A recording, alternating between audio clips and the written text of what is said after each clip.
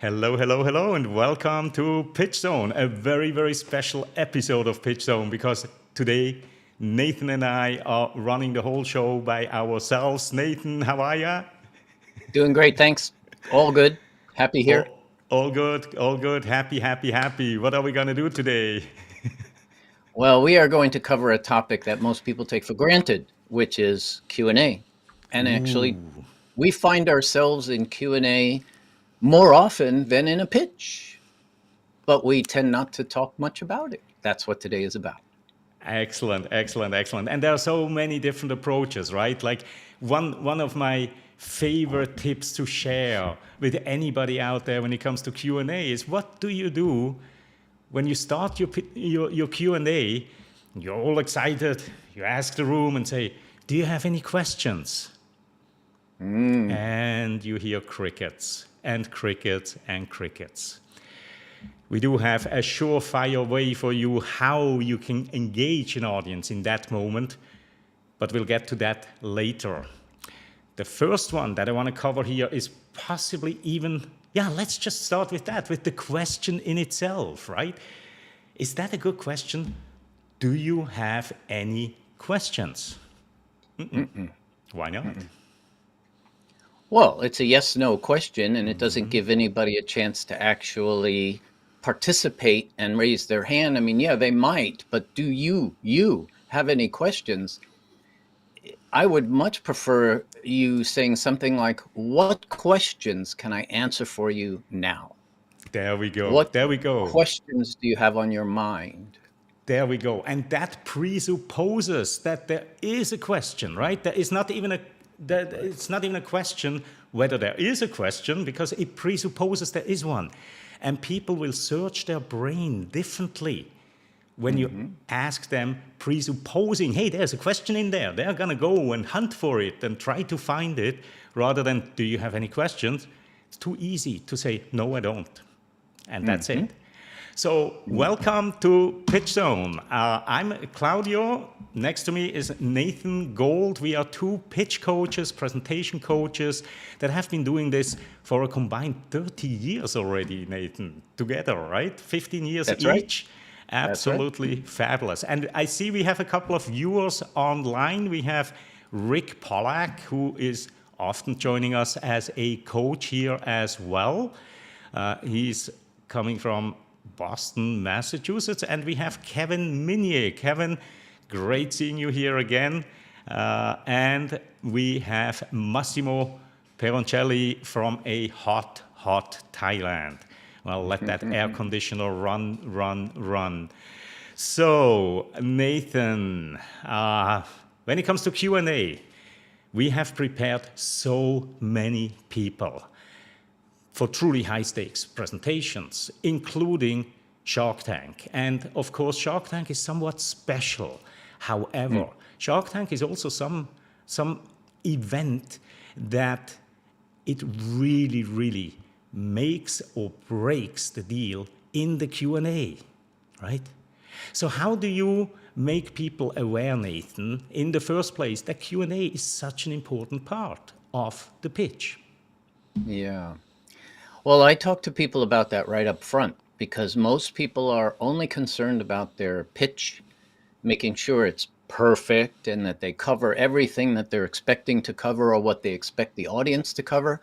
And then they just wing it when they get to the Q&A. So whenever I'm coaching a startup for an investor pitch, we only spend about 25, 30, 40% on the pitch, and the rest of the time is spent on the top 12 questions that they typically receive from those situations.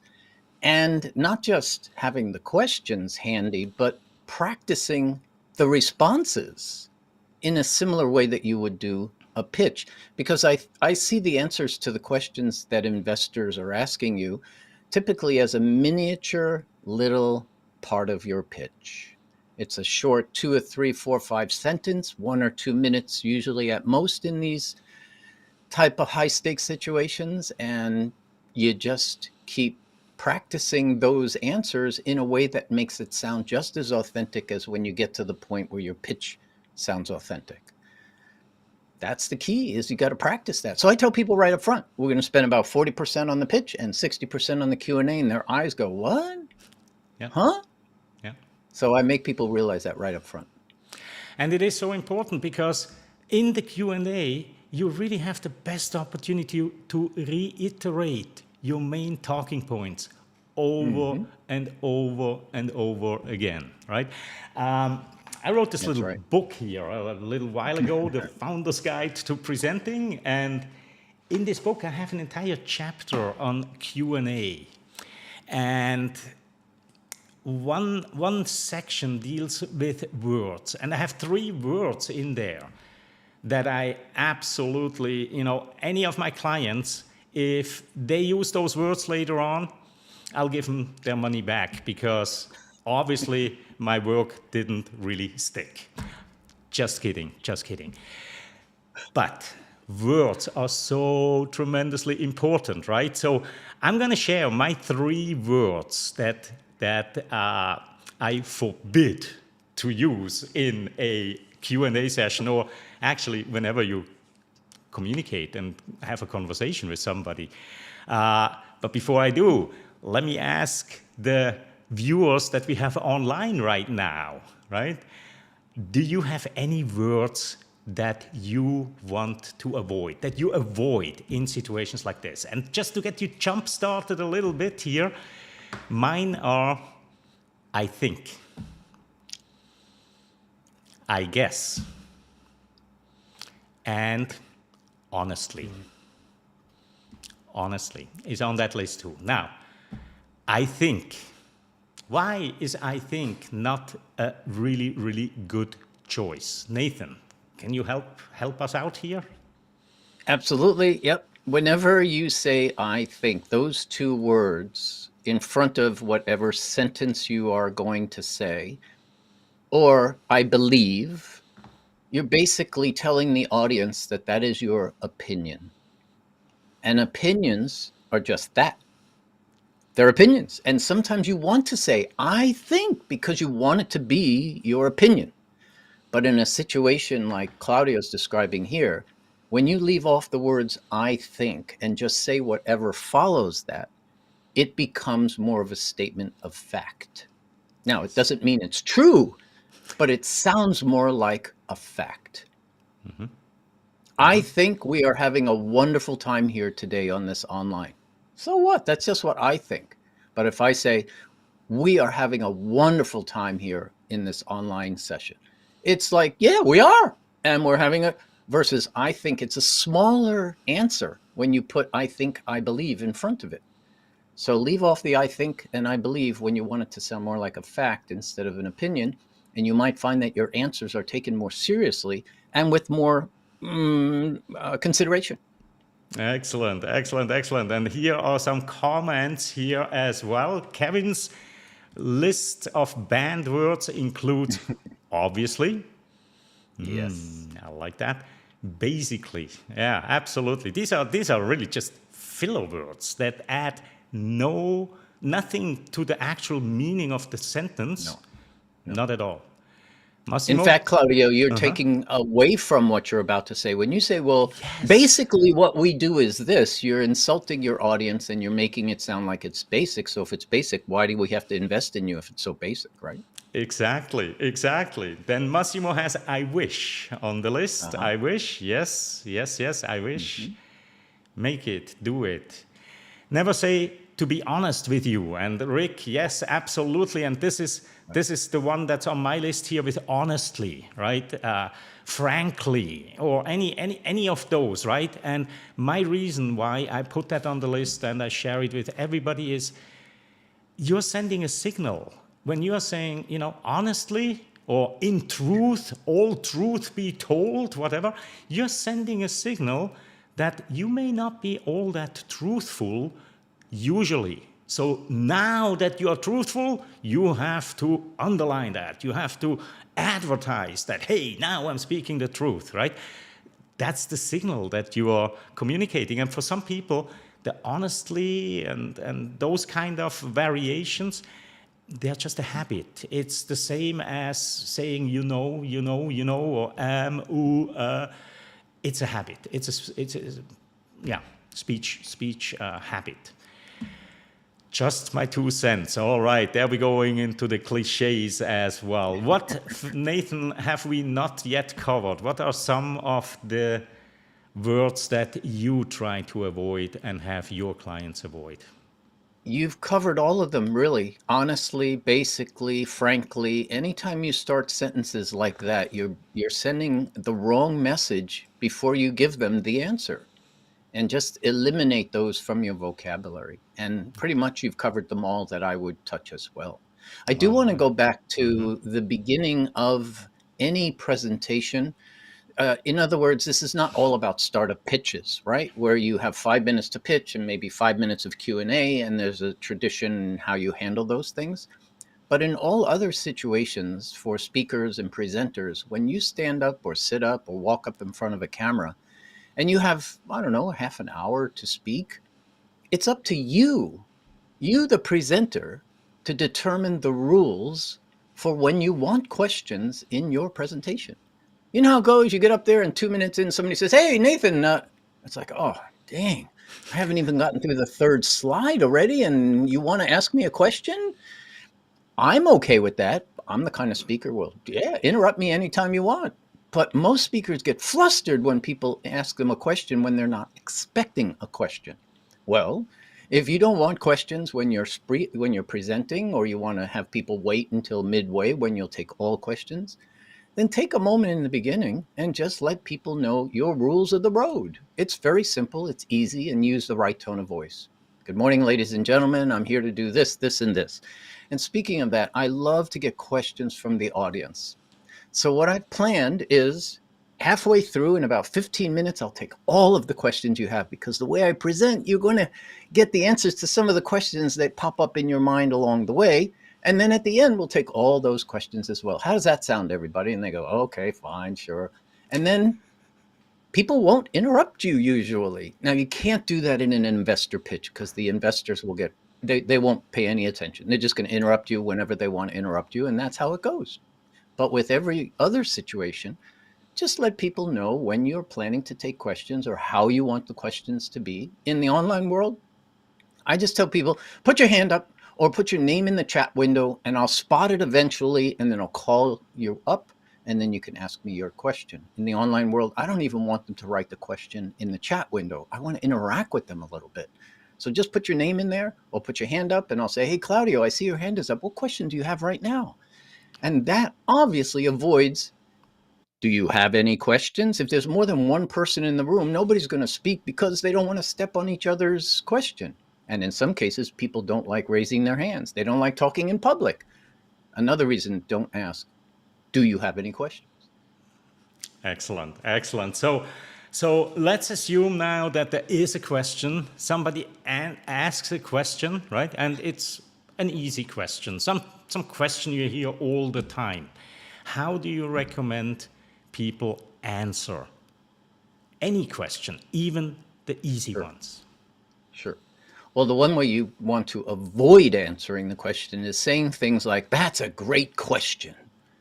Because sentences like that or responses like that, to me, are just a knee-jerk reaction, because you need a little bit of time to think about what you want to say. Because they're not all great questions. And it might be insulting. Somebody says, so how many people work in your company? Oh, that's a great question. It's like, really? It's not a great question. It's just what you're responding to right away. So usually all I recommend is, if you need time to think about the answer, just say something more honest and authentic, like, thank you for that question. That works. Then the person feels, okay, they thanked me for the question. I have a couple seconds to think. Or go further, give people recognition. Claudia, wow, thank you for asking that question. That's one of my favorite questions that I love to answer. Or, thank you, Claudio, for asking that question. You know, you're right on target with me. That's usually the first question people ask me. So you get the gold star today. Or whatever you want to do. Look, he's smiling, and I'm just making this stuff up. Yep. Wait till you do that to your audience member who's asked you a question. They will like, I asked them a question and they're thanking me, and everybody around me knows that I just So it's an opportunity to continue building rapport with your audience instead of just standing there waiting for the next arrow to shoot your way. Excellent, excellent. And on the that's a great question, right? We coach a lot of people together, and one of the highlights that I can think of was when we were coaching Ron Jack to go to Shark Oh, Tank, right? yeah, And yes. again, it's a great question. It's almost a habit, right? Some Yeah, people they habitually answer almost every question with, "Oh, that's a great question," because as you just pointed out, they want to have a little bit more time to think of the answer, and that bridges that nicely over. So we taught both of the founders stay away from that, right? Do not. However, when you're in that studio and the lights are shining, it's hot, and the nerves and the butterflies and everything, even the best coaching advice from time to time, especially if it's something habitual, goes on the wayside, right? So Justin started to answer a question with, "That's a great question." He didn't even get further than that, and Mr. Wonderful interrupted him and said, "They're all great questions." you know? yeah. So you need more time to formulate a good answer in your mind, right? And you use something like, "That's a good question. What can you do instead, Nathan?" You can also take a hint from improv. If you need more time to think about what you're about to say and you don't quite know which story to pick from, let's say an investor says to you, "So, Nathan, tell me about a time in your journey as a CEO when things just didn't go so well for you." Sometimes they want to dig in a little bit on some of the stuff that doesn't go so well. So, one way to answer that question they teach you in improv is to choose first, last, best, worst. In that case, I would start with something like, "Oh, Claudio, whew, thank you for asking me that question. That reminds me of one of the worst hours of the worst days of my life." And now eyes are bugging out. They can't wait to hear what it is.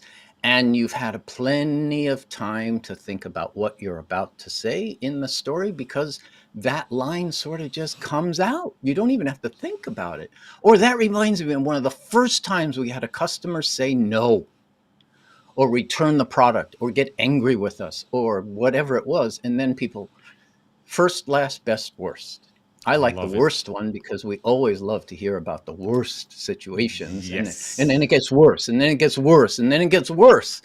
But we came out of it, so you have a chance to tell your story and share a bit about who you are, and that's why they're asking. They want to dig in and see, like, what are you made of inside when things aren't going right? Because most people love to talk about their successes, but when it comes to a failure or a challenge, that's sometimes more revealing than a success story. Wow, indeed, indeed. And there is yet another way. There is yet another way, right? So we are helping you find your right groove. One of my favorite ways, simply pause. Hmm. Simply pause before you actually respond. Because what you're doing again is you're sending a signal. You're sending a signal that you are a thoughtful person. Even if you have heard the question so many times that you want to even jump in before they finish asking the question, right? You are ready with that answer. Stop. Wait. Make a quick pause and then respond, because you're also showing respect for the person that asks the question, right? Hmm. I have a little video queued up here that maybe we should share this with our audience here. It's from Steve Please do. Jobs a couple years, many moons ago. Watch. I would like, for example, for you to express in clear terms how, say, Java, in any of its incarnations, addresses the ideas embodied in OpenDoc. And when you're finished with that, perhaps you could tell us what you personally have been doing for the last 7 years.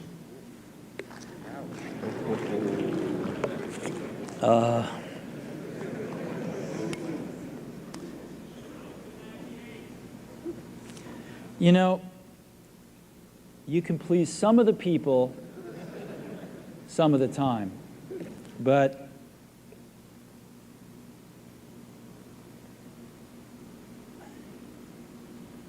one of the hardest things when you're trying to affect change is that people like this gentleman are right in some areas. I'm sure that there are some things OpenDoc does, probably even more that I'm not familiar with, that nothing else out there does. And I'm sure that you can make some demos, maybe a small commercial app that demonstrates those things. The hardest thing is, how does that fit in to a cohesive, larger vision? Okay, so if you've seen that before, you know how you felt the first time you saw that, when that person in the audience attacked Jobs with, and by the way, why don't you tell us what you've been doing for the last 7 years? You heard in the audience that, oh, kind of reaction of, oh, I wonder how Steve Jobs is going to handle that.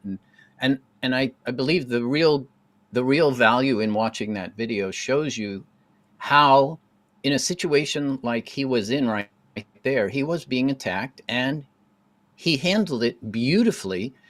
And the pausing was a major part of why it was so effective. By pausing as long as he did, and starting with not even looking at the gentleman over there, and looking at the floor, drinking water, putting it down, and then you could see he changed into the Steve Jobs with a response, never again looked at that person after he said, oh, the gentleman over there, he's right. And by saying he's right, you kind of take the wind out of that person's sails, because a lot of people in that position would become defensive. And when you're defensive in front of investors or your audience, it generally doesn't go well, generally. So what Jobs did so well there, beyond pausing for a really inordinate amount of time, the audience was wildly curious, as you get when people pause, when they stop talking, when they're looking down. You're wondering, you're getting more and more curious. How are they going to respond to this? What's going to happen? And all of you out there, when you pause before you answer a question, like Claudio said a moment ago, the same thing will happen. Now, you might not want to pause for 12 seconds like Steve Jobs did, but that momentary pause before you answer a question not only gives you a chance to think about what you want to say, but it clearly shows that you can think on your feet and that you're respecting the person who asked the question. And it's not a long pause. It's maybe a second or two, but don't do that on questions that are very easy to answer. That, how many people work in your company? 8. That wouldn't be such a great way to respond to a question like that. But if they say, so Nathan, tell us a little bit about your profitability and your break-even points. Thank you for that question. Let's start with break even, and then move into profitability or whatever it is you want to say. Now, there is an exception to this. Sometimes you're in a back and forth going bang, ding, ding, ding, ding, ding, ding. And it's okay to have a quick back and forth with somebody if you're in rapport with them and they're working at the same level you are and you are actually having a conversation, but it's just going back and forth without much pausing. But in general, when you are responding to people's questions and they don't necessarily know you, or even if they do know you, that pause is magic. Yeah, very, very good advice. Pause, pause, pause. And I think that is even true for regular conversations, right? If you're in a standard conversation and you add some pauses before you answer any question, you just come across as more thoughtful and more respectful. All right. And so you can try. Sorry. No, you can ahead. use this right. You can do this right now with your friends and family. I love to get my clients who don't pause to start practicing. And you don't have to wait for a pitch or a presentation to practice when people ask you questions, because every day, all day long, we are being asked questions in the grocery store, with our families, with our peers, with the people we work with. Just try it. Just pause before you answer your questions. And I personally guarantee you, if you don't tell people what you're doing, just keep it your little secret, they will respond to you in a new way. And then you can say, they'll say things like, Claudio, there's something a little different about you these days, but I like it. And I can't put my finger on it, but I like it. Just keep it up. I hear that from my clients all of the time. They can't figure out what I'm doing, but all I'm doing is just putting a miniature pause before I respond to every single question. And if you're the kind of person that responds quickly to stuff and you start doing that, people will notice almost immediately. Mm-hmm. So Claudio, I know we're getting towards the end of our session here, and we only have 5 minutes left. But don't you think we are going to do the full 45. I just changed my mind. Okay. I put it in the All chat right. here because we are having too much fun, and this is too Okay. valuable. Or let me ask the audience out there.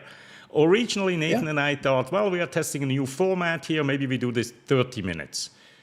What is your preference? Should we stop in about 4 minutes, or do you want us to go on until the top of the hour? I'm looking at the comments right now, and we do have a couple of people online, so let them decide or not.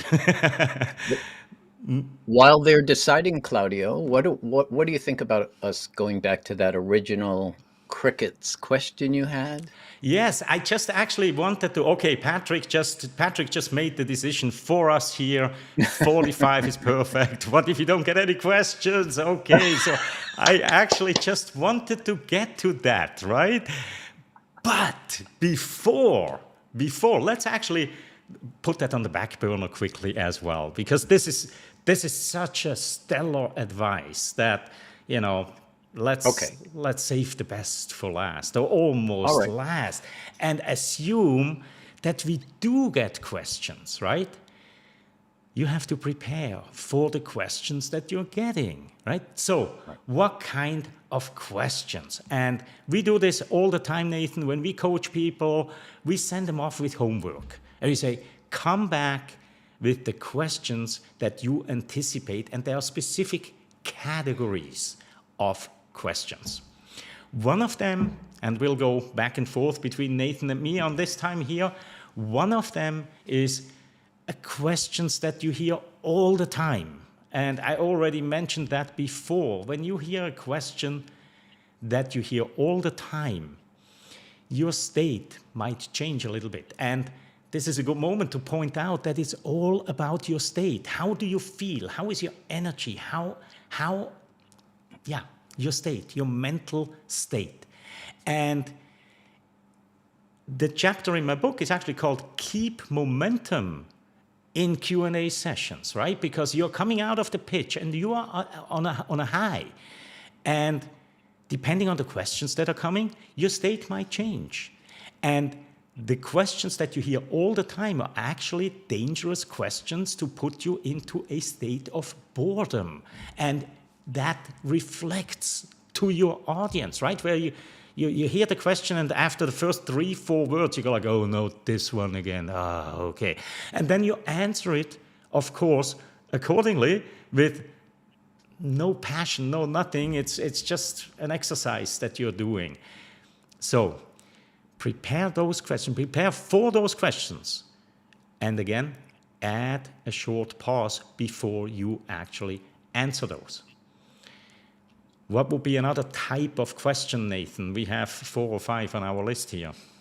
Yeah, well, the next one would be the I don't know the answer to that question. The kind of questions that, well, first of all, let me go back to what Claudia was just saying. If you get that boring question that you don't want to answer all of the time, or you're tired of answering, you have a choice, right? You can answer the question in the pitch, all right? And then it doesn't become a question generally in the Q&A. But that's not necessarily the best thing to do. If you cover all of your questions in the presentation, then you might just end up with crickets at the end because you've answered all the questions. It's okay to leave people in a curious state of mind, wanting to know more about what you're talking about. So you don't have to go that far. But when it comes to the I don't know question, I hope all of you realize that if you haven't accepted the fact that you will not know the answers to every single question you're asked for the rest of your life. And just get over it and stop worrying about questions you don't know the answer to. Don't fear them, accept them. Look at them like, wow, nobody's asked me that before. And sometimes you can respond to people like that. Thank you for that question, Claudio. That's the first time I've heard that question in 12 years. Thank you. And Frank, whoops, almost said and frankly, and I don't know the answer to that question today. But what I can tell you is this, and that's the rub here, is when you have to say, I don't know, be okay with it.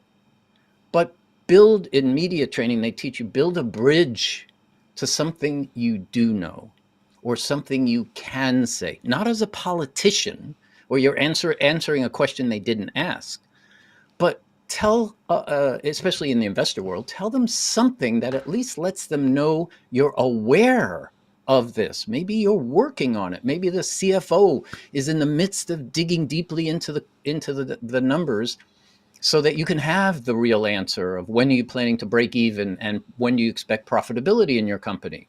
Well, today, thank you for that question. Today, I don't know the specific day of the quarter. But what I can tell you is my CFO is heads down, blah, blah, blah, blah, blah, blah, blah. And I could have an answer for you probably in 3 days. Would that be okay with you? Mm-hmm. It's okay to say, I don't know. I don't know is actually shows humility. Yes, yes. And that could be another topic for one of our pitch zones. How to show humility, right? Beautiful. How to be a mensch. How to be a mensch. I have one more thing to add here, if it's okay. Okay. So before we get to the point where we wrap this up, I do want to mention something about wrapping up your Q&A. So quite often, you know how much time you have for Q&A and you know when things are ending. So instead of ending on the last question, an answer you give, which may not be the best question of the day. It might be kind of one of the most difficult questions you get, and things are starting to go a little bit downhill for you in the eyes of your audience. Always watch the clock. And when you have whatever number of minutes you need left on the clock, take control back. And I see we're about to run out of time for your questions. I want to thank all of you for your questions. And I just want to finish by sharing one more quick story with you, and then you finish on your own terms rather than the terms of that last question, and that can immediately turn around the whole feeling that the audience has of what they've just experienced with you in that story that you share. And that story should be practiced, well rehearsed, and timed for around 2 minutes, just so you can finish up on your own terms. Okay, back to you, Claudio. Yeah, no, absolutely fabulous stuff. Let me cover one more question that is actually similar to the first one. And I pulled up Kevin's comment here, and you were answering this perfectly before as well. And Massimo also had a comment here. All the presenters always complain about, well, a lot of all and always complain about the fact that they don't have a time to fit all the info in 3 minutes. If so, they should prepare whatever doesn't fit. Absolutely, absolutely. And I think, again, it's an exceptional venue, but if you want to see how that works exquisitely well, watch Shark Tank. Because in Shark Tank, this is by design. There are so many unanswered questions. You're just hinting at something in the pitch because you only have 90 seconds time. So you just hint at something and basically throw the sharks a bone that they can sink their teeth in for the Q&A session, right? So yeah, thank you for that comment as well, Massimo. And then another one that is similar to the you hear all the time question is questions you already answered in your presentation. And this goes back to, what Kevin was touching on, right? Why don't you put it into the pitch? Well, sometimes you have something in the pitch and then people still ask you about it. Now, again, our natural tendency is to basically get a little bit irate about it, or we go like, well, didn't this person Annoyed. listen? And annoyed. And often we respond with something like, well, as I already mentioned in the pitch, okay? And worst thing you can do, because you're just making that person that asks the question so small. And they have a reason for asking the question. Otherwise, they wouldn't, right? So obviously, they didn't get what you said in the pitch. And you might be surprised, if you have a 3-minute pitch, how many bits and pieces do not land in every audience member's ears, right? So treat those questions as if you didn't cover them in the pitch. And celebrate inside that you get an opportunity to reiterate that point once more. And obviously, it was an important point, because otherwise that person wouldn't have asked that question. Exactly. Yep. Exactly.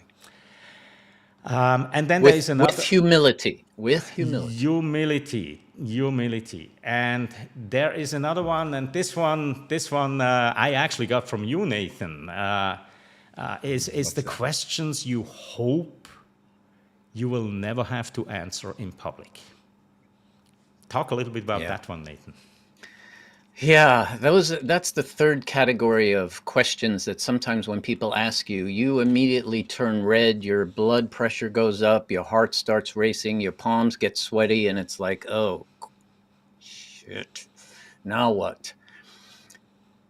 All I can tell you with those kinds of questions is you need to practice and rehearse how you physically respond to those first in your head. You need to get your head straight so that your face doesn't go flush and you start. It might still flush, but at least you'll have a smile on your face instead of a deadpan look on your face wondering, uh-oh, what do I do with that question?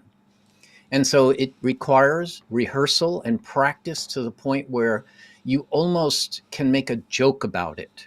Not a joke, but make it a little humorous, so that it lightens the load of the pressure that you feel like you're under at that moment. So there's no pat answer when it comes to getting a question that you fear, that you hope you never get in public. I can't tell you what that question is, because each of you have your own 1 or 2 or 3 questions.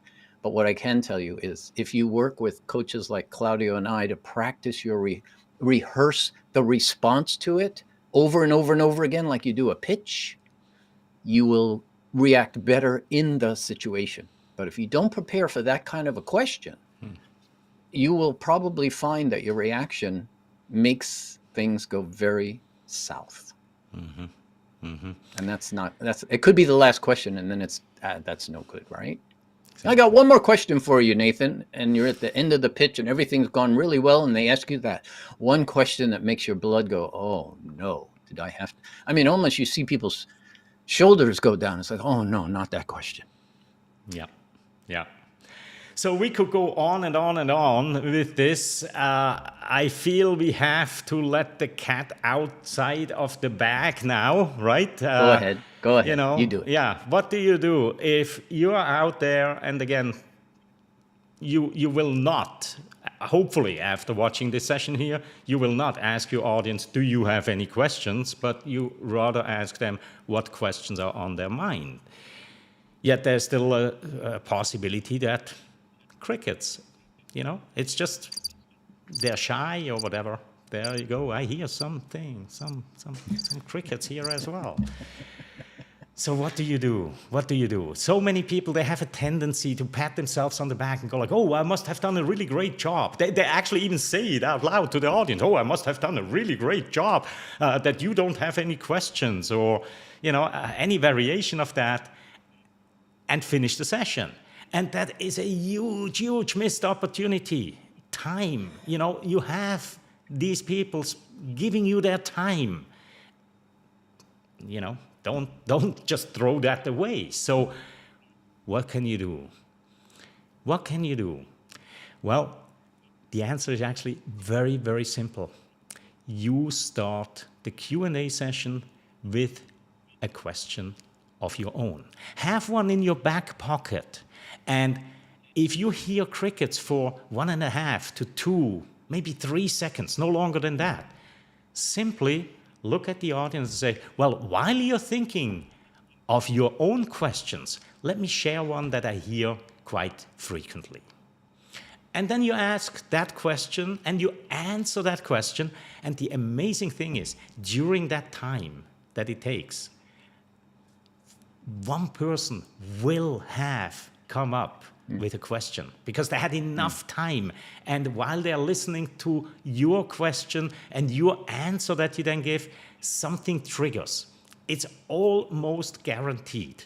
And then once somebody asks a question, that's when the ball is rolling and all is good. So simply have a question in your back pocket and lead with that and kind of like motivate and lead the way for your audience.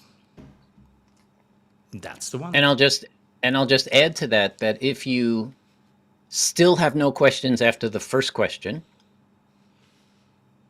I recommend just answer one more question. Okay, I get it. Maybe you're a little bit tired. I'm the only thing between you and lunch today. So let me just share the second most common question I get, blah, blah, blah, blah, blah. The answer is that. And then say, and now all of you get 10 more minutes back to the rest of your day. Thank you very much. Have a wonderful day, folks. I'll be over here to answer any of your questions if you want to meet me personally. But after the second one, just give up. I would give up. Yeah. And to try not to push the audience. Yeah. Okay. But as Massimo just mentioned here, he actually used this technique here. Let me bring it up again. And yes, he can confirm that after the first, you broke the ice. And that's exactly it, right? It's an icebreaker and things will move smoothly from there. All right, so that pretty much gets us to the end of today's Pitch Zone. I haven't pushed the subscribe button yet, so I'm going to do that right now, just in case you haven't subscribed to our channel here, whether you're watching on replay or watching us live. Thank you very much, Kevin, Massimo, and Rick, Patrick. Thank you for spending your time with us, for making it engaging with your comments and questions in the comment box. And I look forward to seeing all of you again next week when we'll do another pitch review, Pitch Zone. So we'll have a presenter coming in, practicing a 3-minute pitch.